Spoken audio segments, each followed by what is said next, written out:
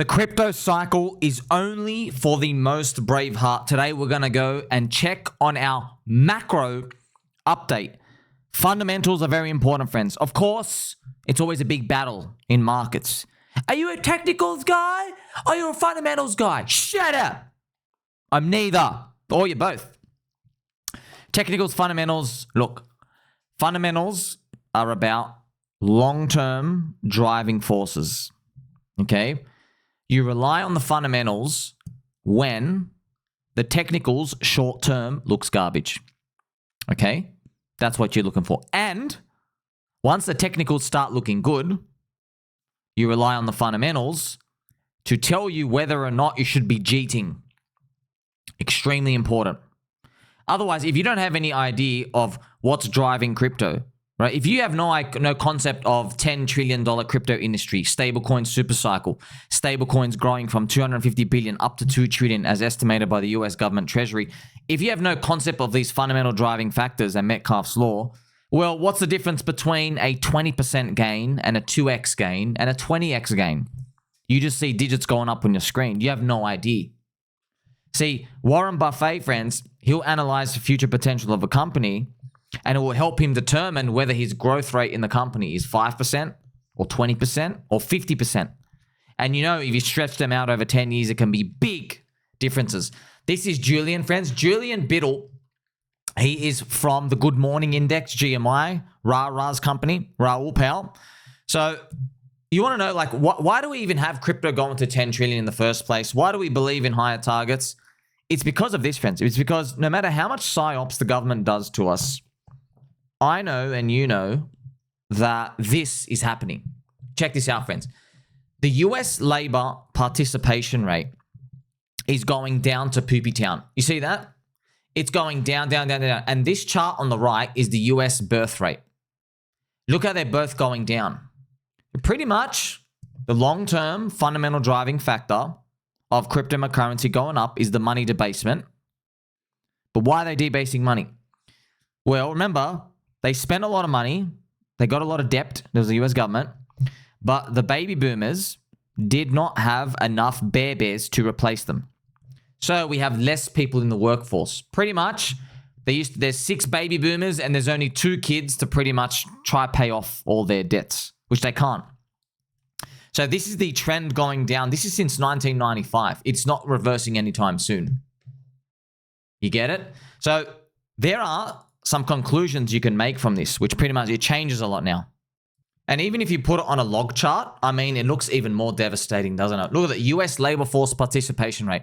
It used to be 68% of the population working. Now it's down to 63. Look, it was decelerated by zombie virus. And look, it's probably going to go down over time. Why is it deflationary, friends? Makes you think. I was blind, couldn't see what everyone could see. Now, this is just naturally, it's just going to happen, right? Zombie virus accelerated a few things, but now we have AI, okay? AI, Apple intelligence, ass intelligence. Doesn't matter what word you want to use. AI is changing the world. It is eating away jobs faster and faster, which means you don't need to employ as many people because we're all going to have robots around everywhere. Now, it makes you think, right? If the robots are going to be around, who's going to give them their currency units? That's what the government's probably going to do. They're probably just going to hand them stable coins. And the bots, the robots, the AI, they go and spend the economy however they see fit, however they're programmed. But it makes you think as well, right? Look at the abundance of wealth we're going to have. We could have millions and millions and billions of AI agents on the internet, each with their own digital currency. And they might all just be spending stuff and doing productive things to replace humans. And it makes all of us and our wealth go up. You see? But we have to get there first. How do we get there? Well, we've got to make the robots first. That's exactly what we're doing right now. That's AI and everything moving forward. So that's why, friends, that's why a lot of people believe, oh, the cycle's over. Oh, it's over in 2 seconds. Oh, we're going to go down from now. Oh, this is what fundamentally drives everything. You got to understand this. That's why if crypto goes down, remember I told you, fundamentals are there to save you for when the technicals look garbage. Oh no, we broke the bottom. Oh no, we're stopping down. Oh no, the RSI is high. They're technical stuff out here. They're good for trading and stuff out here, but who's going to milk it? Who's actually going to crush it? It's the person looking for the home runs. It's swinging for the home run. That's what you're relying on in the fundamentals. This is the same labor force participation rate, but now it is inverse to the US government debt. You see that? So the US government debt is getting higher as less people are working because they have to print more. Okay, and check that. Debt to GDP is also going up over time. You see this? US government debt as a percentage of GDP. Fantastic, right? That this is happening. I want to let you know as well, friends. So this number, so you won't see that chart, by the way. Thank you to Julian and Rara. You don't see their log chart, do you? You always see the FUD one. The FUD one is they always put the linear debt chart and they just show, oh, the debt's exploding. It's a linear chart, bro. Show us the real debt. It's log. It is going up over time. It's just not going up as fast as the FOMO moon boys are going to yell at us and say it is when they're buying the top of Bitcoin and altcoins at the top of the cycle. All right? But it is trending up over time. How does this get paid? They print money. They print currency. They debase the population. If you're holding fiat currency, if you're holding USDC, you're a cuck. If you're holding USDT, you're also a cuck, a blue pill cuck. If you're holding any US dollars in a bank account or any government currency in your banking system, just so you're informed, you are being debased at 8% per year. You're literally getting crushed 8% per year. And that's not even opportunity cost because other things are growing on top of that, which makes it tougher. They're reporting to you in the KIPI, which is the Consumer Poop Index. They're telling you that they're only printing 3% per year, which is a bunch of BS. They're not. The real inflation is the global M2. It's running 6%, 8%, whatever. All right, it's high. It's high. It's not 3. So that gap, what they're trying to do is they tell the population they're only getting inflation of 2 or 3%. They're printing at like 6, 7, or 8. That gap that people aren't told about, that is what's paying off the debt over time. So they're hoping over a 10-year period, they basically steal 5% from the population every year until they get the debt into a more manageable place, and so begins another cycle. Maybe there's another thing going on, okay? That's why this thing is growing up over time, but that's also why this doesn't just go bang on a log chart, all right? That's why, because they're going up, they're debasing and printing you away, etc., before you have the next legs up. Another wonderful chart as well, friends. Remember, friends, this is Fed net liquidity. Look at this. The Fed injection of liquidity is going up over time with debt. So the liquidity goes up, the debt goes up. There are less people working in the workforce. When you understand this, okay, think about it, okay? If there's less people in the workforce and we're doing more AI and we're going more digital, it's only logical. Crypto, the better monetary financial system, continues the dream. And the business cycle continues. And you have these ebbs and flows. This thing is long running, yeah? So when you think about that, right? Look, friends, man, cycle can end any moment. I get it. But just think about this, like, what if you're wrong about it ending in 2 seconds? What if you're wrong about that? What if you're following the wrong people? Protect yourself. How do you protect yourself? Just hedge, man. What if they're wrong? Maybe don't sell everything. Maybe just sell 70%. Keep a third. That's what I'm just asking you to consider if you're having these moments of terror and stuff along. But when things are pumping, you also know what we're pumping towards. Because here's the thing, like, there's a lot of people who are still bullish. Yeah, but once these lower targets get hit, like, what's the difference between a 2x and a 20x? Those are the things we're thinking about. You can also see over time, US total liquidity pretty much correlates with US government debt. Okay, so that's, look, I'll just outline to you. Major governments have switched the method of debasement. At first, they focused on central bank balance sheets. But then the market, this is what the governments do. Then we all learned about it, right? In 2021, everybody learned about the money printer. You know, the money printer memes. That's a signal to the Fed and everyone else. Oh no, the people are learning, the plebs, the blue pill cucks. So we're going to have to print money, but use a different name next time so they don't know what's going on. Okay. So now the new money printer meme is net liquidity. It's called global liquidity. Okay. So that's remember, I made like a blueprint in 2024. I said the money printer meme of 2021, it's now shifted to global liquidity. That's the new money printer meme. And guess what? People are eventually going to realize it at the very top. Yeah. When everybody is talking about it, and the Wall Soy Journal and the Economist magazine and Andre Jick and whatever, and everyone else out here, and Tiffany Fongles, right? When Tiffany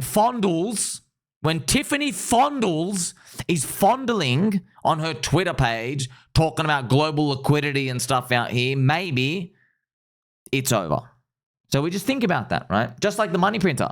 I was talking about the printer of money back in 2019, back when Bitcoin was a wee little pup at 3,500 here. I was saying that they're gonna have to print money every time there's a global debt that goes down, and it was literally the boy who cried wolf. Literally nobody in my life was listening. Not a single person.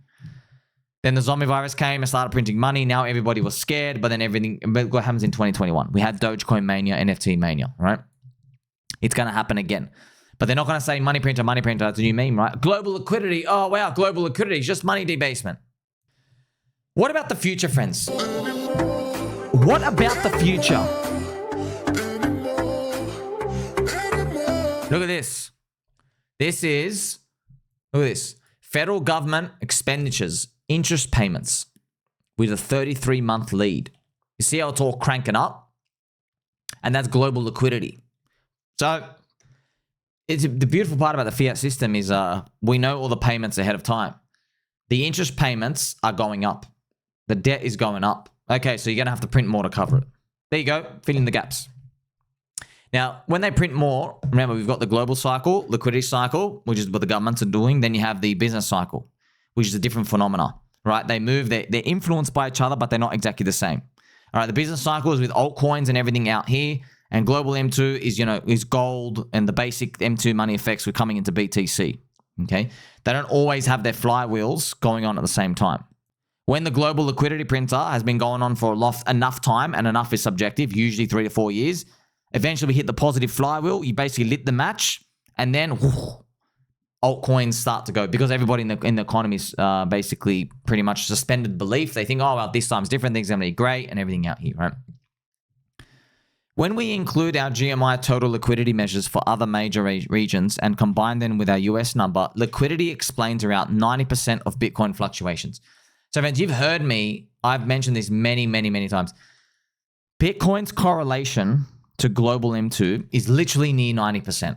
All right, that's actually what makes Bitcoin special. See, this is Global Liquidity Index from 2013 to 2024. So Bitcoin is special statistically, okay? Forget the logo, forget any maxi, forget that it has no tech and anything out here, forget it. It just statistically, for the past 11 years, I'm not saying it's going to repeat again. I'm just telling you it is, yes, special in that regard. It has a high correlation to global M2, the money printer. It's pretty much destined to go up forever at this point. There's a problem though, all right? What growth rate are we talking about? Because Michael Chad Saylor thinks Bitcoin's going to grow at 20 to 30% per year every year and reach $13 million. Gold only grows around 6 to 8%. So we could have a big deviation in terms of the expected returns when it comes to that, right? I mean, friends, Michael Chad Saylor's Ponzi stocks, Strife and Stork and Stored, those ones, they're paying 10% perpetual yield every year based off the stock. They're buying Bitcoin and they're hoping it grows more than 10% per year so they can keep paying their stockholders 10% every year. So it sounds good now, doesn't it? Until eventually, you know something's going to crack, bro. You know, just like friends, we learned from this cycle that my nipple tweaking was enough to save us from capitulations to zero, but we got pretty close because we learned like the global liquidity printer printed up and just Bitcoin dominance just kept going up forever. The business cycle went down for 31 plus months in a freaking row, right? You know, so who's to say, like, what about in the next cycle? What if the money printer doesn't even need to be turned on as aggressive? What if that? Now, you might be like a bit skeptical on that. Well, you never know, man. What if we got some AI robots and agents which are very productive in like the next cycle in 2029? You know, the world's moving very fast, friends, right? What if we do? And what if they are helping pay off the debt? You ever thought of that? That could be crazy. They could do that. What if we have economic activity on the internet? Because remember, friends, AI agent robots. Okay, now look, listen here, Mr. AI. You'll never be able to replace my Game Boy. Do you understand? Okay. So just think about that. These AI agents, okay, they don't whinge. You can abuse them. They don't sleep. They work 24/7. You know, it basically just costs however much it is to rent the server and the electricity to power it. You know, you don't have to worry about how you talk about it in email. You know, you don't have to, say, hey, man, can you use deodorant today? My gosh. Who is getting into bed with you, bro? I can literally smell you across the room. You know, tell your girlfriend, get her nose checked. There's no way you two are banging. Absolutely zero chance. You see what I mean, friends? You don't have to worry. You're not speaking to an AI robot. There's none of that. It just works. It just does its thing. So what if that productivity helps pay off the debt? But then it's a bit of a menage a trois because the more jobs that it replaces, that's more people that have to go on benefits, which they have to print more money to make up anyway. Interesting, yes? So remember, friends, Bitcoin is special statistically. It's got an 89% correlation to global liquidity, okay? But global liquidity is in everything. Remember, there's two forces, global liquidity, and then you have the business cycle. And that's why on my chart here, I always show you this, right? This is up the top here. Bitcoin follows global M2, 89% correlation. Altcoins and Ethereum follow the business cycle. They move on their own different accords there, yeah? So when you've printed money for long enough, people eventually hit a point, where they're confident and they're happy to take on the flywheel. You just don't know when that's going to be. Obviously, we're overdue, but like it's been a long time, but hopefully now it starts to kick. Now, the global liquidity printer, friends, insane, 95% correlation with the NASDAQ. So you thought Bitcoin was high, NASDAQ's even more higher, 95% correlation. But, the NASDAQ has been growing for that 20-year period, 16% per year. And then Bitcoin's been growing at like 100% per year. If you take 10-year period, right? So Bitcoin's still outperforming the NASDAQ. Why? Well, Bitcoin's liquidity is thinner. So even though the direction is the same, right? The bucket for Bitcoin is smaller relatively until it's not, hopefully we get there. We also know that nothing is accumulating purchasing power outside of technology stocks and Bitcoin. The NASDAQ has been compounding purchasing power at 13% in total terms, outpacing the real rate of debasement, which is 8%, or roughly 10% after adjusting for inflation. My gosh, is it really that high, bro? That's insane. Wow. So 10%, man, that they're really crushing everybody, aren't they? 10%. Oh, wow. Yeah, that's wild.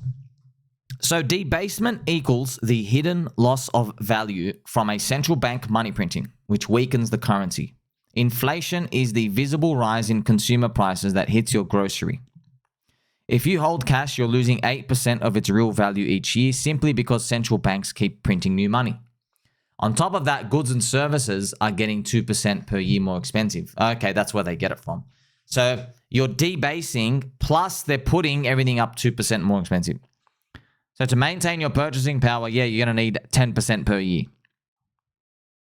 See, friends, if you are a little blue pill cuck in your little blue pill cuck world and you sleep on your nice little cloud and you listen to the TV and you give your kids all these hormone blockers and the fat obese teacher is telling your son to chop off his genitals or basically they're going to call docs on you and you're going to get arrested, okay?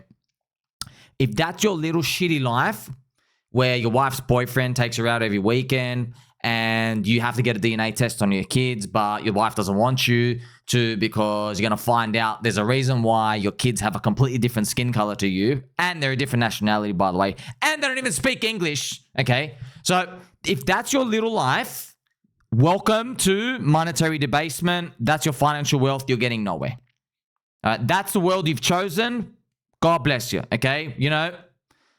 Cucks make the world go round. You know what I mean? Someone's going to have to be the yield farm for us. Someone's going to have to buy the top of my bags. Okay? I'm giving the highest value content in crypto. There are lollipops here. There are mog glasses. We've got pegs for our nipples. Okay? We're here to have a good time. Because we're aware of what's going on. Okay? It's strategy. All right? If you want to be in part of that financial system, you will get the result of normies. NPC normies, you will get their results, which is remain poor forever, worship Tim Apple, rainbow flag, and other just weird flag-bearing shit, which you have no idea what the hell they represent or mean. Okay, Just like I said, it's okay. Go your own way. I'll just letting you know what you're signing up for. I've told you now, okay? Because these people, friends, they need somebody to tell them, if you keep repeating what you're doing, I know where you're going to end up. We all know. Okay? And it's exactly what I told you. You end up poorer. You end up cucked. You got 18 vaxxers, okay? Your kids are all autistic, right? And then the government say, no, it wasn't us. I promise it wasn't us. You know, all these things start happening to you. You don't ask questions. You do as you're told, and you're scared to basically be, you know, the friction maker, right? For the rest of us, though, we know what's really going on, okay? There's huge government debt. They're going to have to debase someone, okay? You're not debasing me, bro.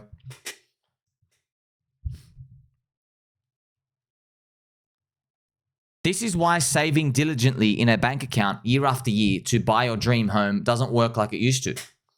Even with discipline, parking your excess income in cash gets you nowhere. In fact, it actually puts you backwards. Why? Because governments are debasing, they're printing the money. Baby boomers did not have enough kids. It is what it is. Home ownership is getting harder every year. Why is that? Homes don't do anything different than they did 20 years ago. It's because humans, naturally, we are storing our wealth in our homes. All right? So if you live in a country with expensive homes, homes aren't doing anything magical. It's that they're printing more money. People are storing more value in their homes. Right? Because home is scarce. It's an NFT. Yeah, you can't mint more land out of nowhere. Okay? And the government does artificial scarcity to make sure you can't basically oversupply with land. So most people haven't figured it out yet, mainly because they don't understand how currency debasement works. Okay? Well, you're gonna learn the hard way, bro. You're gonna learn when coins are pumping up without you, they will learn the hard way. Check this out. NASDAQ versus the Global Liquidity Index. It's literally moving up together. Isn't that wild? They started at base 100 and now they're all up. They're both up 4.5x. It's actually it's wild. It's a blessing. It's a blessing I can show this to you. This is a fundamental driving factor. You get it? This is your conviction to hold. This is my reason. Oh, I'm turbo long and I don't sweat at night because of stuff like this. I know this. This is an inevitable trend. Now, if you are a short-term car, you know, you basically go the way of the soy and you're basically a dopamine junkie day to day with markets and trading, you're not going to make it, okay? Either adapt with long-term, get your higher win rate and go all in, actually retire in a cycle, or your alternative is you're eventually going to do this, but you're going to do this in 2029, okay? So you'll be a two-cycler. Notice how I didn't even give any probability that you're actually going to make it as a trader because the odds are so low, it's not even worth talking about. Now, also interesting enough, NASDAQ versus Bitcoin, this is the NASDAQ BTC ratio. It's been going down, but like if you want to be honest, friends, like who cares about this part? Since 2017, it's like it is downtrending, but not as like some super aggressive. It's like compare these two. Obviously, this is when you're early to Bitcoin. Now you're getting later, all right? So you can see Bitcoin's return is diminishing over time. That's why, good. Welcome altcoins, right? Altcoins are the infrastructure of Bitcoin.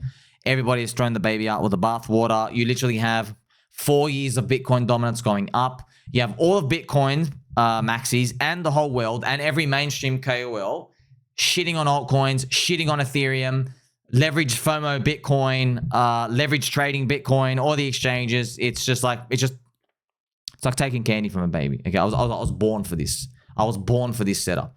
I dream of this every single day. It's come to us. Okay, it's literally the fat pitch to home run. We know exactly what we're smelling. Smells yummy. Smells like rigatoni pasta. It's tasty and it's saucy. Can you smell it? You got to know what it looks like. If you go get into the brain of like a sports star, let's say like Lionel Messi or whatever, when he sees the pitch, like you and I are looking at like this, you know, the gap between a player's foot and the ball on the TV camera, and maybe there's like, you know, a couple of inches. We're just like, oh, it's just a gap of grass. But he's, in his mind, it's like high EQ. Like he's seeing a timeline where he kicks through that gap, runs around him, gets the ball, passes to a player, and now you're 1-0 up. That's what he sees in an instant. Yeah, but you and I just seen a patch of grass. That's why I take all these loser blue pill cucks opinions seriously, friends, because they're just seeing, oh, price is down, I feel bad. Oh, but price over there is good, it feels up, right? They don't see opportunity. They're just descriptive of the candle color. You get it? So their opinion initially means nothing unless you're taking it from perspective of fade them. You get it? This is why I'm the highest value content in crypto. It's not even close. Here we are praying for a banana zone. Bananas are high in vitamin B. You are high in vitamin friendship. Press like and subscribe. Belly button and all. That's your macro update. Guess who loves you? It's me. Catch you soon.